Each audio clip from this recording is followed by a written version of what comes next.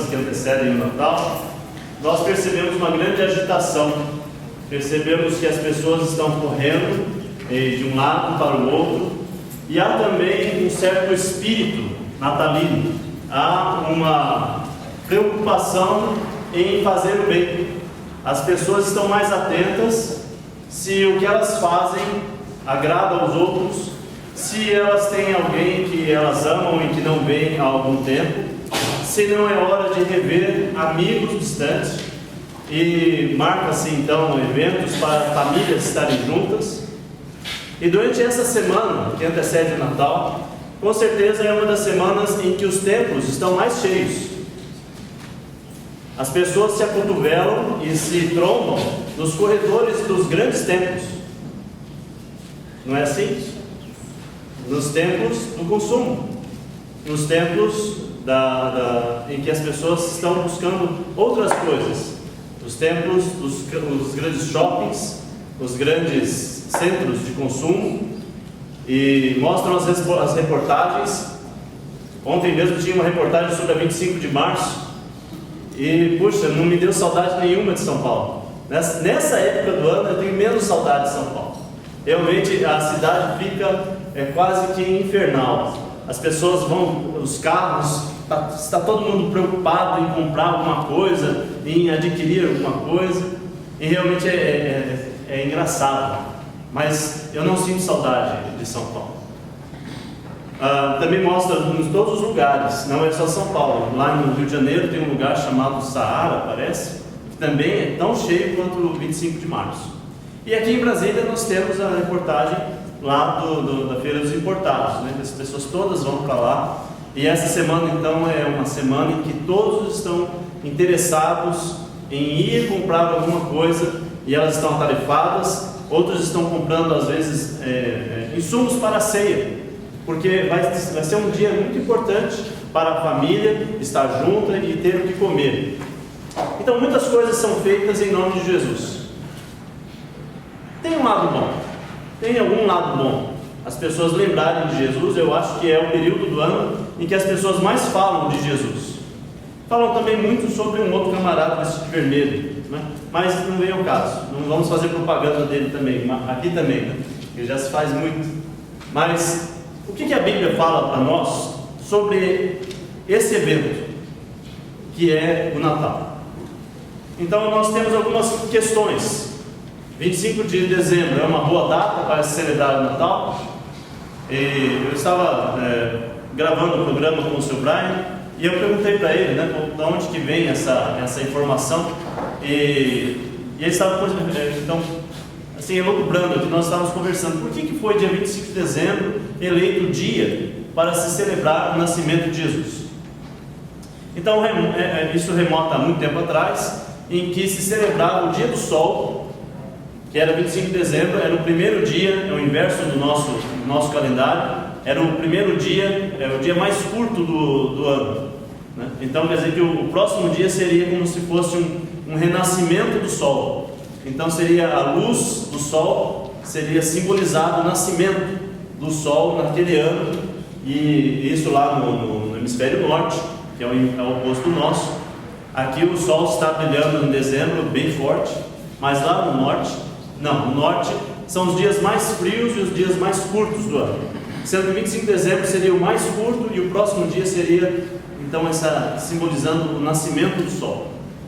Quando esses países se converteram ao cristianismo, eles então passaram a comemorar como se fosse realmente o nascimento do sol, mas o verdadeiro sol, a verdadeira luz que vem ao mundo, que é Jesus. Utilizou-se essa data porque era a data então em que já se celebrava alguma coisa, e as pessoas estavam prontas para celebrar alguma coisa, e estavam celebrando uma coisa errada. Então tiveram uma boa ideia de usar essa data para, vamos celebrar algo correto, vamos celebrar então o nascimento de Jesus nesse dia. Bom, se é certo ou se é errado, a Bíblia não diz para nós qual é o dia em que Jesus nasceu. Qual é o dia que Jesus nasceu? A Bíblia não diz. Mas a Bíblia fala várias coisas sobre o nascimento de Jesus. Nós sabemos o local do nascimento de Jesus, né? Sabemos que foi em Belém. E não só o Novo Testamento nos diz, mas o próprio Velho Testamento já predizia que Jesus nasceria na cidade de Belém. Abra sua Bíblia em Lucas e vamos ver um pouco do relato do que a Bíblia nos diz sobre o nascimento de Jesus.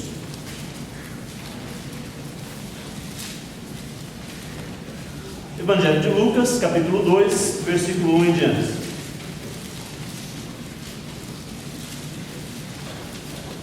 Naqueles dias, César Augusto publicou um decreto ordenando o recenseamento de todo o Império Romano. Esse foi o primeiro recenseamento feito quando Quirino era governador da Síria, e todos iam para a sua cidade natal a fim de alistar-se. Assim José também foi da cidade de Nazaré da Galileia para a Judéia, para Belém, cidade de Davi, porque pertencia à casa e à linhagem de Davi. Ele foi a fim de alistar-se com Maria, que lhe estava prometida em casamento e esperava um filho. Enquanto estavam lá, chegou o tempo de nascer o bebê, e ela deu à luz ao seu primogênito, envolveu-o em panos e colocou numa manjedoura, porque não havia lugar para eles na hospedaria. Então nós sabemos aqui que um grande evento fez com que uma cidade pequena se tornasse alvoroçada. E você percebe que em Brasília também tem um certo movimento, não só por causa do Natal, mas nós estamos num movimento maior ultimamente, porque ano que vem tem a Copa das Confederações. Então, hotéis estão sendo construídos, o estádio está sendo ali, dá para ver daqui, refeito, ou foi totalmente refeito, e é uma grandiosidade, porque no outro ano ainda, em 2014, vai ter a Copa do Mundo, aqui, né?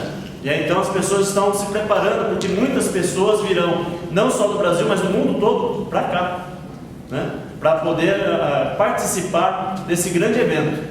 Só que ao contrário da Copa do Mundo e da Copa das Confederações, que há um planejamento e há um preparo, esse decreto do Augusto foi a toque de caixa. Ele falou: olha, eu preciso que todo mundo se faça esse censo, que um recenseamento, e todo mundo vá para a sua cidade natal.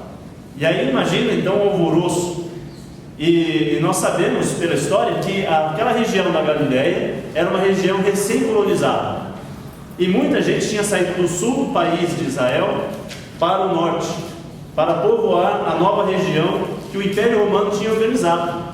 Aquela região também era uma região em que grande parte da tropa romana, do Império Romano, do exército do Império Romano, ficava ali hospedado, ficava ali, vamos dizer assim, aguardando ordens.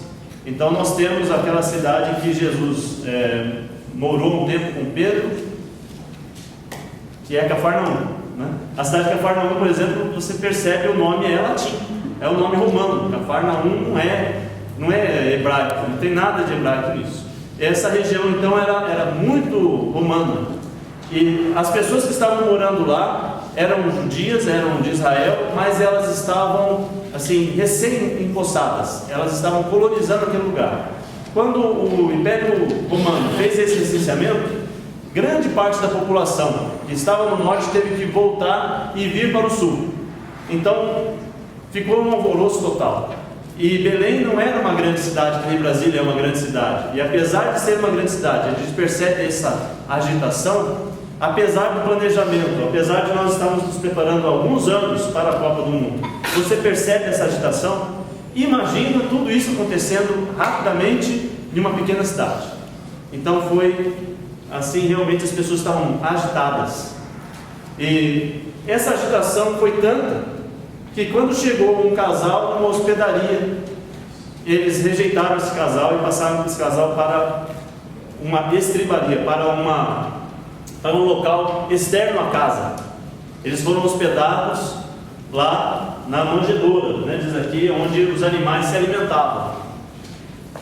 Isso é uma espécie de parábola para o Cristo hoje. Não é assim?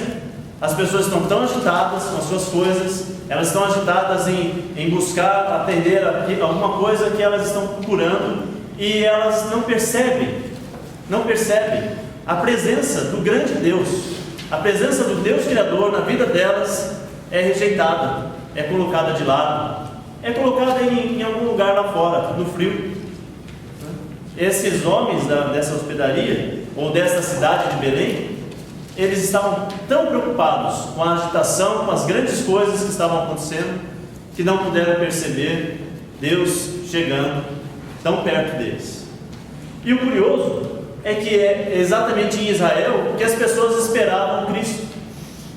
Já nos dias de Augusto, os grandes mestres de Israel, os homens que estudavam a Bíblia, eles estavam fazendo umas contas.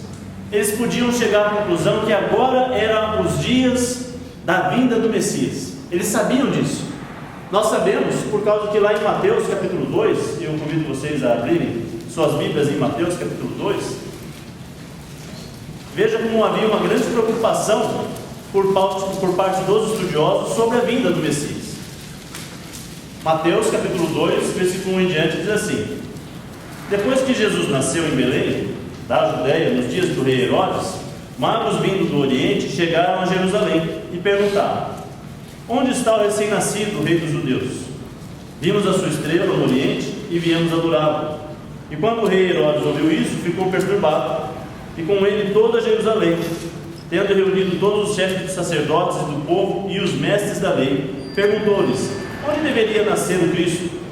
E eles responderam: em Belém da Judéia, pois assim escreveu o profeta: mas tu, Belém da terra de Judá, de forma alguma és a menor das principais cidades de Judá, pois de ti virá o líder, que como pastor conduzirá Israel, o meu povo. Então Herodes chamou os magos secretamente e informou-se com eles a respeito do tempo exato em que a estrela tinha aparecido, e enviou-os a Belém e disse: vão informar-se com exatidão sobre o menino, e logo que o encontrarem, avisem-me, para que eu também vá adorá-lo. Depois de ouvirem o rei, eles seguiram o seu caminho, e a estrela que tinham visto no Oriente foi adiante deles, até que finalmente parou sobre o lugar onde estava o menino. Quando tornaram a ver a estrela, encheram-se de júbilo. Ao entrarem na casa, viram o menino com Maria, sua mãe, e prostrando-se, o adoraram. Então abriram seus tesouros e lhe deram os seus presentes: ouro, incenso e mirra. E tendo sido advertidos em sonho para não voltarem a Herodes, retornaram à sua terra por outro caminho. E logo Herodes vai mandar então matar todas as crianças lá de Belém, de 2 anos para baixo, porque ele também sabia o tempo. Ele sabia qual era o tempo em que Jesus deveria vir ao mundo. Os israelitas, os judeus, tinham noção de que o Messias estava para chegar. Como é que eles sabiam disso? Porque eles leram o livro de Daniel. O livro de Daniel disse que viria. Primeiro, vocês lembram daquela imagem da estátua? A cabeça de ouro, que era o povo de Babilônia, os babilônios. Depois tinha o torso, que era metade prata e metade de bronze. Quem que era? Os medo-persas, né? A terra da Média e os persas juntos, eles dominariam o mundo. Então o primeiro império é a Babilônia, a cabeça, depois os medo-persas, depois os quadris é simbolizado pela Grécia, e inclusive no livro de Daniel dá o nome da Grécia. E no livro de Daniel ainda informa que o império grego seria dividido em 4. 4 grandes generais tomariam posse desse império. E que depois desse império, de 4 generais, viria um outro império. E esse império seria grande, seria maior que todos os outros, e esmagaria todos os outros. E nos dias desses reis, viria o Salvador. É assim que está a profecia de Daniel. E quem está vivendo naquela época, estava percebendo: bom, já passamos os babilônios. Nós lembramos lá do exílio na Babilônia. Já passou os medo-persas. Também lembramos do período da Esther, né? e também do exílio, e da volta do exílio, da reconstrução do templo. Lembramos tudo isso. Também lembramos da era do Império Grego. Inclusive, hoje a maior parte das pessoas falam grego. Eles sabem tudo o que está acontecendo. E nós já percebemos que o Império Grego foi dividido em 4, e que agora esses 4 também foram derrubados, e sobrou um novo império que chegou, que é o Império Romano. Eles perceberam, eles estão fazendo a conta. E eles sabem que nos dias desse império virá o grande reino de Deus. Então eles estão assim, atentos. Será que chega o Messias? Será que não chega o Messias? O Messias vem, o Messias não vem? Vamos ser libertos, não vamos ser libertos? Eles estão procurando os sinais do Messias em todo lugar.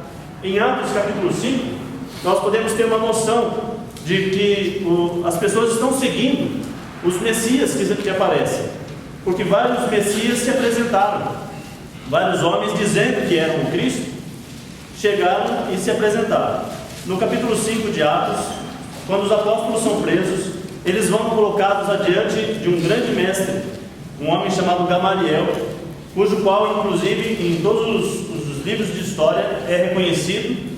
Esse Gamaliel, um grande mestre da lei, ele aqui resume, apresentado uma parte da sabedoria dele, quando ele fala: olha, vocês vão condenar esses homens, cuidado o que vocês vão fazer com esses homens, vocês podem se ver lutando contra Deus.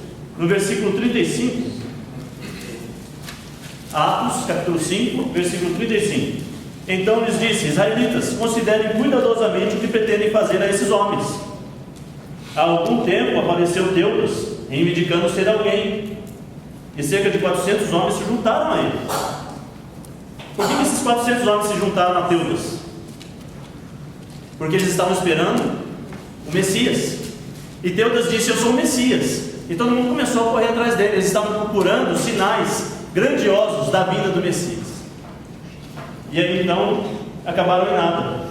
Aqui fala que ele foi morto, todos os seus seguidores se dispersaram e acabaram em nada. Depois dele, nos dias do recenseamento, olha, está falando de novo daquele recenseamento lá de Jesus. Naqueles dias apareceu também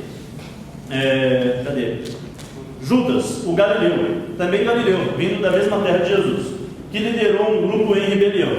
Ele também foi morto e todos os seus seguidores foram dispersos. E agora veio Jesus, que disse que é o Cristo. Ele foi morto e agora é só esperar, gente. Esses outros seguidores dele vão dispersar. É só esperar, viu? Se for de Deus, não adianta lutar contra.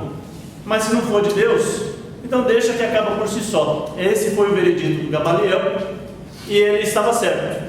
Não adiantava lutar contra, porque era de Deus, realmente Jesus era o Cristo. Mas o que eu quero trazer para vocês é que a gente possa perceber que era uma era religiosa, era uma era em que as pessoas queriam encontrar o Cristo, porque há um desejo no coração do homem de se reencontrar com Deus. Nós sabemos disso. Vocês lembram lá quando Moisés estava no monte, que ele recebeu de Deus, e Deus falou para ele: olha, Moisés, você pode pedir o que você quiser, pede o que você quiser, Moisés. Sabe o que Moisés pediu para Deus? Eu quero ver a sua face, Deus. Só isso que eu quero. É um desejo que existe no coração humano de se encontrar, de se religar, de se conectar mais uma vez com o Criador.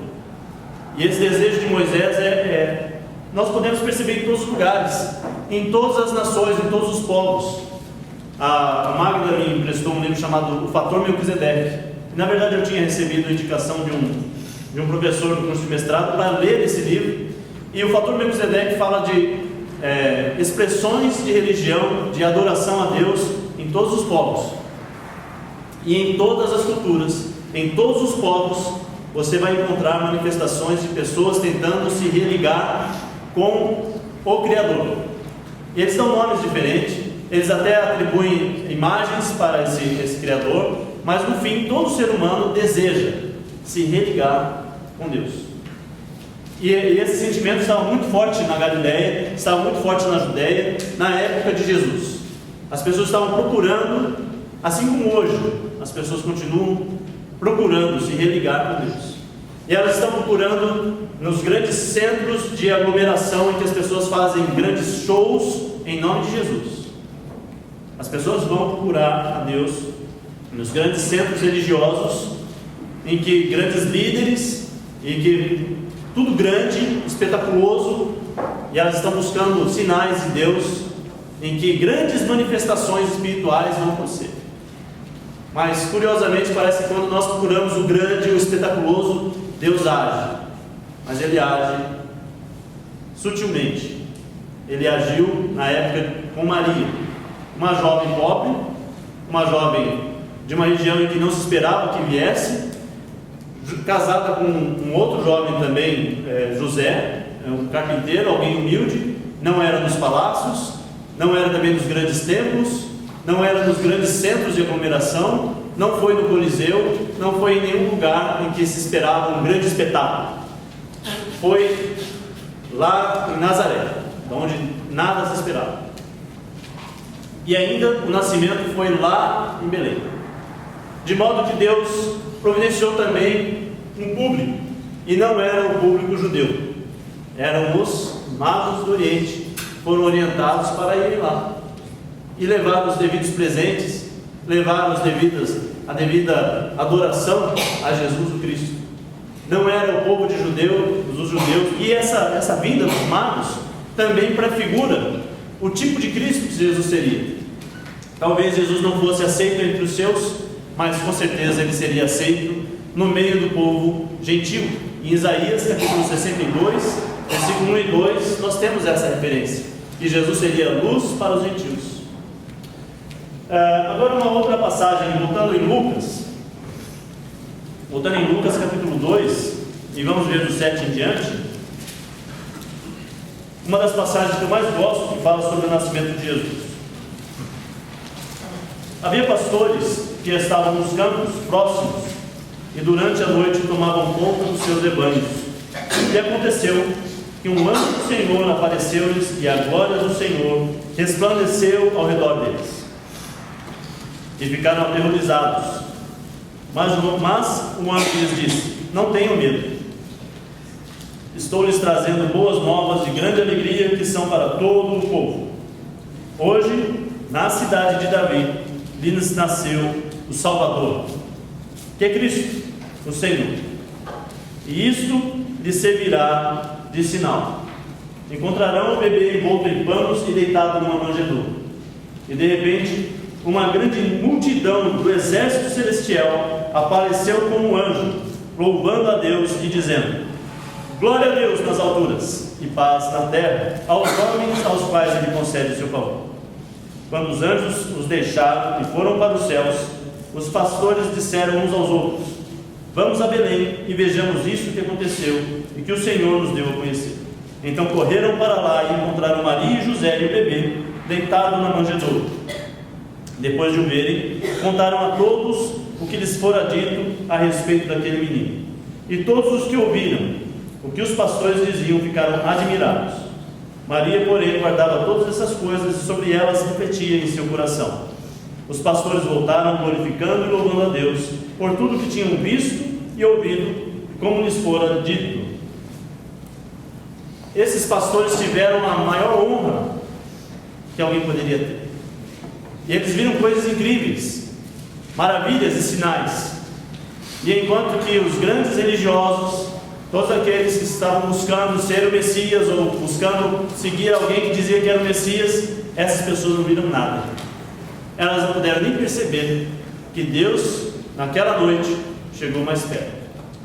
Mas homens pobres, homens comuns, homens simples, foram alertados da presença de Jesus, da chegada de Deus, do dia mais importante da história, dia inclusive que nós marcamos a data do nosso calendário, e nós marcamos a era, antes de Cristo e depois de Cristo. Foi esse o dia, e esses homens tiveram o privilégio de ver.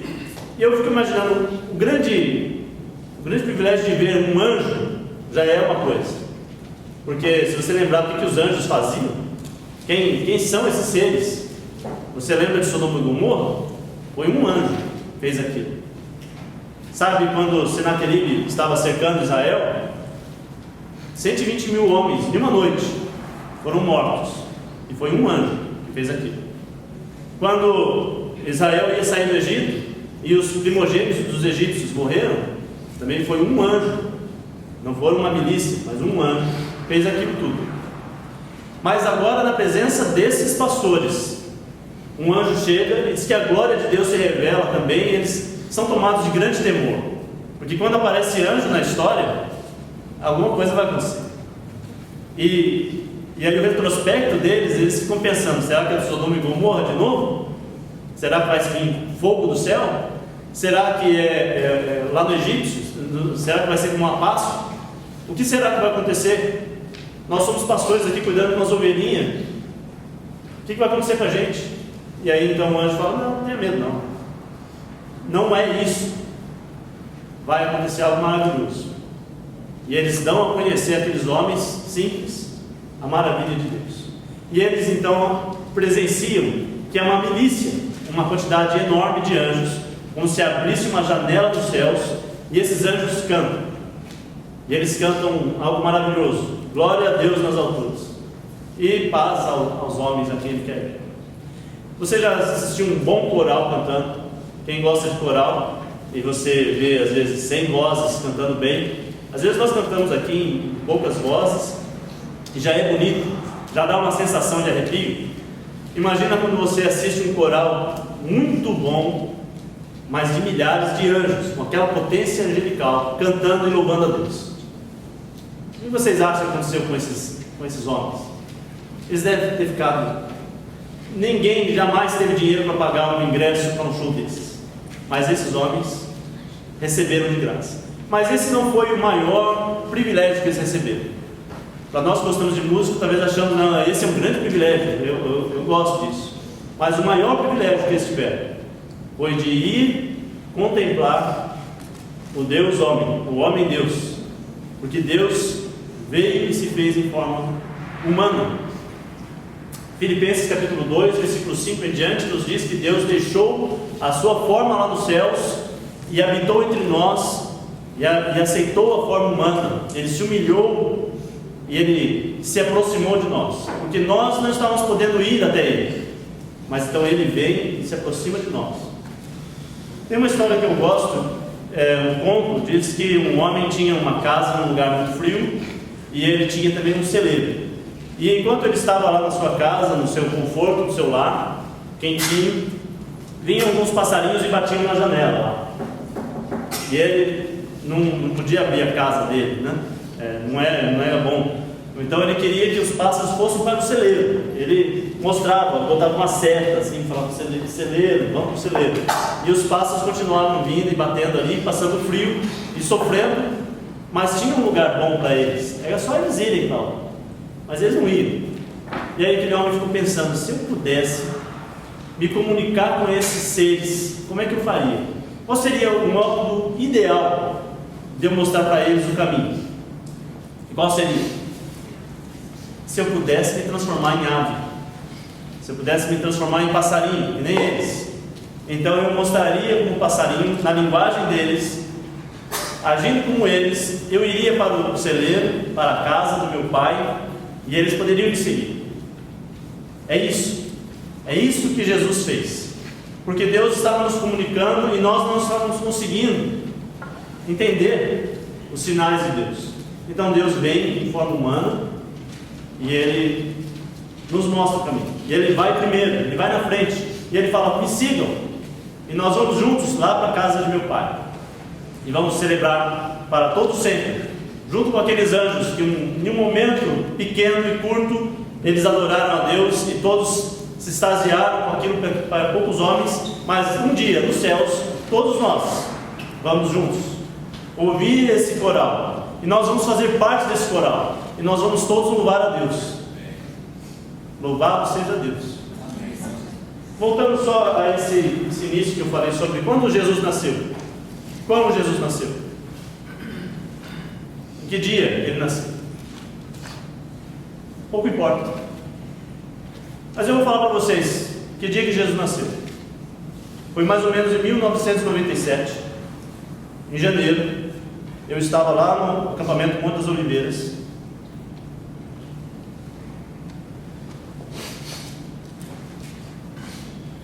E foi nesse dia que ele nasceu na minha vida. Nesse dia, ninguém sabia, ninguém viu, foi só eu e Deus. Ele nasceu para mim, nasceu em mim. Depois eu me batizei, e naquele dia então se concretizou no batismo. O Espírito Santo veio habitar em mim, e Jesus nasceu na minha vida. E desde então, Ele tem sido meu Senhor e meu Salvador. Ele veio para salvar o perdido que aceita Jesus, recebe essa dádiva, e Jesus pode nascer na sua vida. E aí, então você vai poder responder como eu sei que dia que nasceu Jesus, eu sei como que ele nasceu, eu sei quando, eu sei onde. Faça isso. Esse é o convite que eu quero deixar para você. E não vamos ser como as pessoas de Belém e deixar Jesus de lado. Vamos colocar Jesus no centro das nossas vidas. Não vamos deixar que essa parábola vire uma realidade nas nossas vidas. Nós possamos ser como aqueles pastores, ou como aqueles magos do Oriente, que tateando e buscando os sinais de Deus. Nós vamos seguir Jesus e vamos adorar ao Mestre. Que Jesus possa nascer hoje na sua vida.